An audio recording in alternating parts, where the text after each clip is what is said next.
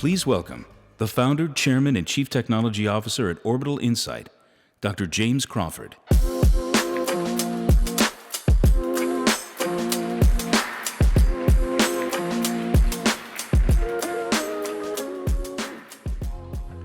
So good afternoon, everyone.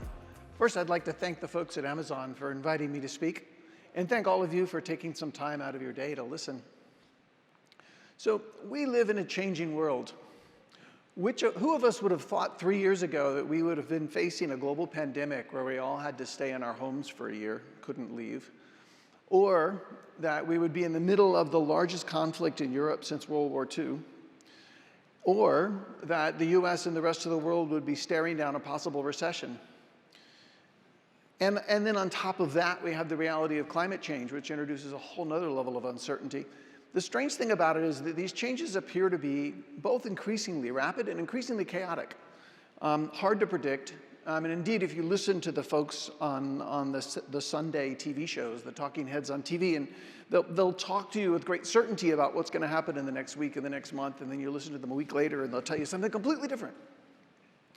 Now, at the same time, we also live in a world of, it's more censored than ever before. It's better instrumented than ever before. The number of satellites we have orbiting the Earth, we now have hundreds of satellites orbiting the Earth, looking at the Earth in multiple spectral bands, drones in the sky. We have AIS on every plane, AIS on every ship, ADS-B on every plane. We have anonymized cell phone data from billions of cell phones, billions of pings. A cell phone was here at this time, a car was here at this time.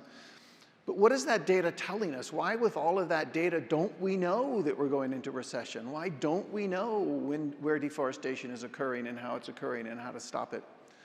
You know, if you think about the days of science fiction, if the Starship Enterprise goes into orbit around a planet, Kirk turns to Spock and says, "Tell me about the planet." And Spock will immediately look in his little device and he will say, "Well, there's 2 continents, there's about 5 billion entities living there, and based on the carbon dioxide in the atmosphere, they seem to be in the late industrial pre-fusion age."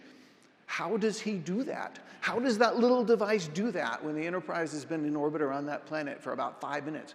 More importantly, how could we do that? Because that is what we need to understand our world, and to understand it in real time so that we can manage our world properly and manage our resources, manage our economy, manage social and environmental change and challenges.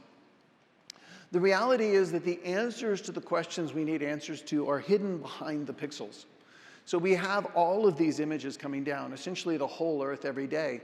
But if you wanted to look at the whole Earth every day, you would need 8 million people doing nothing all day, every day, but staring at satellite images. The world is just really, really big. And indeed, if you wanted to, let's say you really wanted to understand corn yield, and you wanted to be able to predict how much corn the US was going to grow this year, and you said, "I'm going to spend the rest of the summer driving the fields of Illinois and Indiana and Iowa and looking at the cornfield, so I'm going to know how much corn the US is going to produce," you would see in that period of time about 0.1% of all the cornfields in the US. Similarly, if you said, "I want to know if we're going into a recession," and you started visiting all the factories, all the mills, all the mines, all the shopping centers, you would see 0.1 or less % of all of those, even in the US, and have no idea whether or not we're going into a recession. The problems are simply too big for the human eye. They're too big for the human brain and too big for the human eye. So what we are about at Orbital Insight is augmenting that human insight, augmenting that human intelligence with the AI needed and the cloud computing needed to actually work at a global scale. To be able to take in aerial imagery, satellite imagery, drone imagery, as well as the Internet of Things data, the ship tracking data, the plane tracking data, the anonymized cell phone pings, the connected car data, and apply that data to understanding real problems, to understanding problems in supply chain management, to understanding problems in what's going to be in your grocery store, and what's going on in the ports, and what's going on with deforestation. And this gives you the visibility into things that you can't see. It lets you look not just at the pixels, but be able to see a forest, to be able to see all the forests, to be able to see the lakes and understanding the lake levels, to be able to comprehend that by augmenting your intelligence and our analysts' intelligence with AI, to be able to understand that at a national and at a global scale.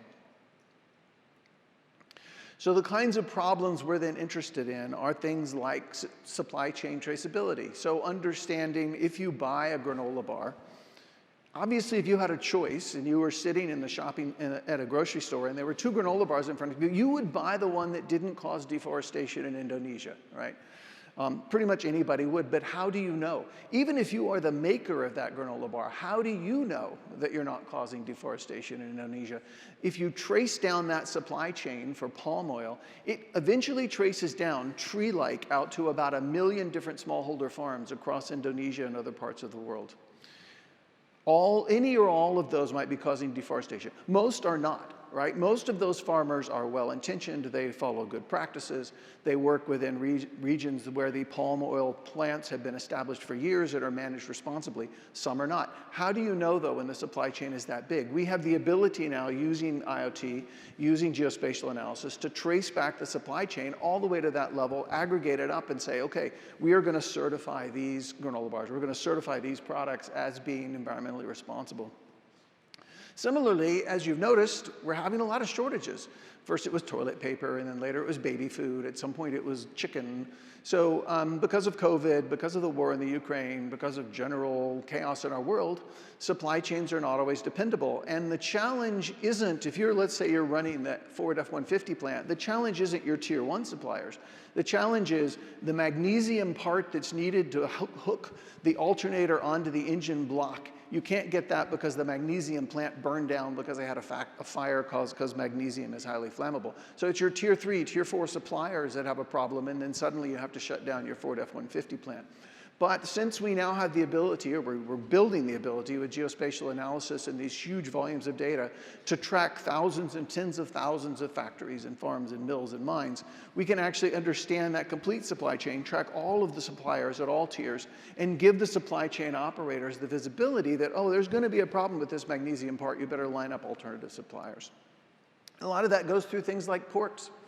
So the amount of material that flows through a port like the Port of LA, Port of San Francisco, Port of Seattle, or the New York on the East Coast is huge. And all of those ports are impacted by COVID. They're all impacted by changes in what's going on in China. China is still much more on lockdown than COVID. You know, today if you try to travel to Japan, you require a visa to get in. You have to prove that you're there on a business purpose. So we are not integrated in the same way we were pre-COVID. So the ports become often the first place you understand that you have a supply chain problem. But we can see the ships in the sea. We can see where they are docked. We can see the shipping containers on the docks and understand what's going on to make sure that we have visibility into those supply chains, even when they grow internationally. Finally, if you are, let's say you're an investor and you want to invest in let's say you want to invest in an office building in downtown Detroit, you'd like to know a lot of things before you made that investment. Are the factories back up? Are they making cars and trucks? Are they getting completely killed by Tesla and they're not making cars and trucks anymore? How many shifts are they running?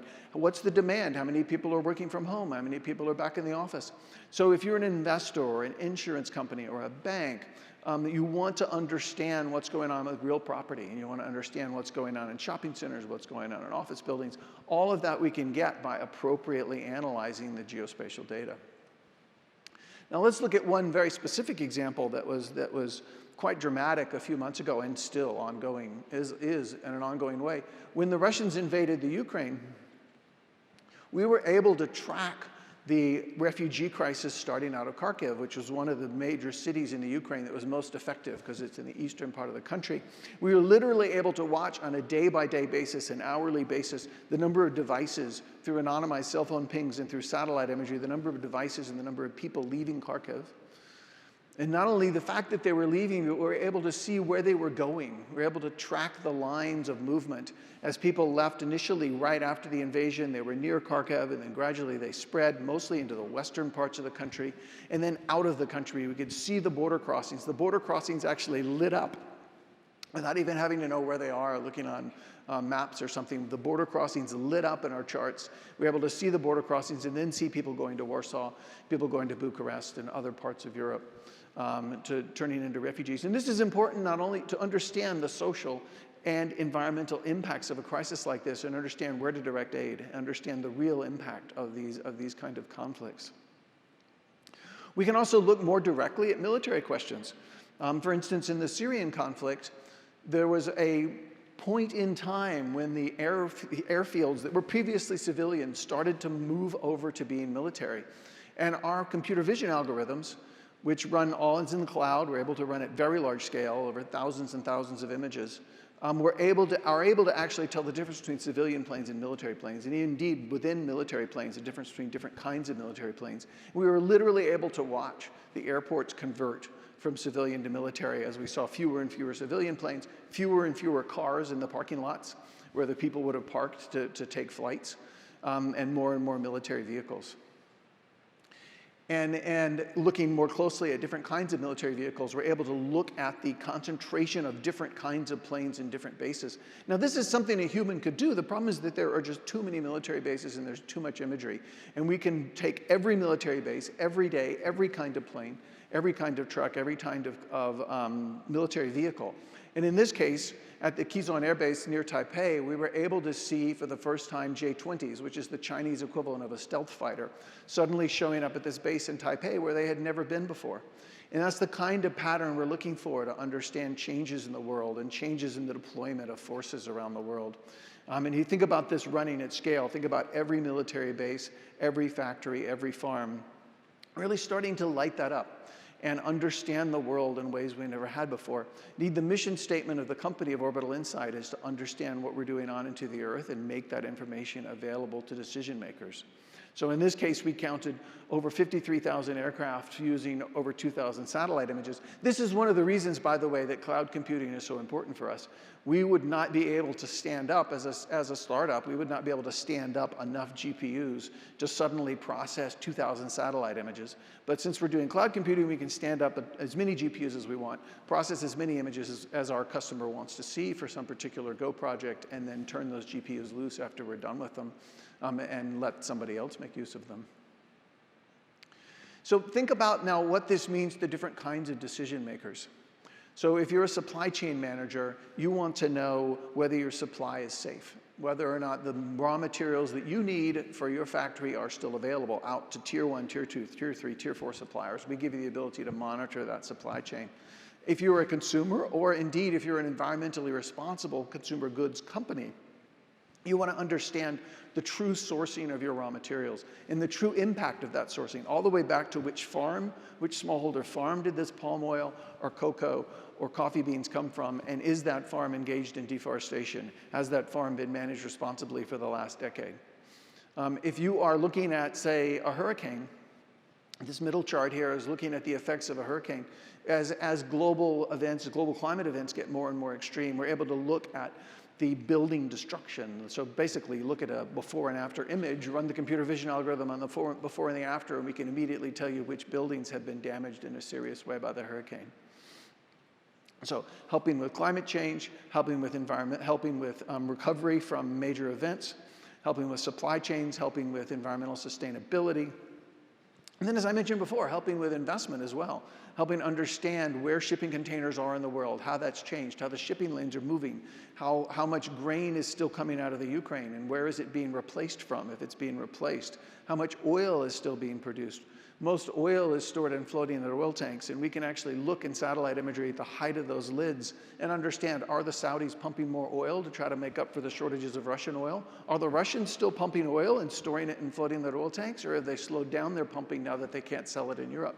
All of these are really important questions for managing the world's supply of energy and other critical raw materials, especially, as I say, in the face of an increasingly chaotic world order.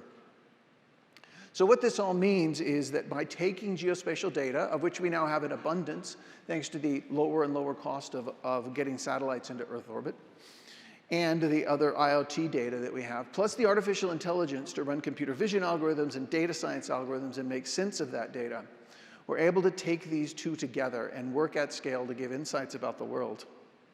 And that is what we do at Orbital Insight. Thank you all for listening.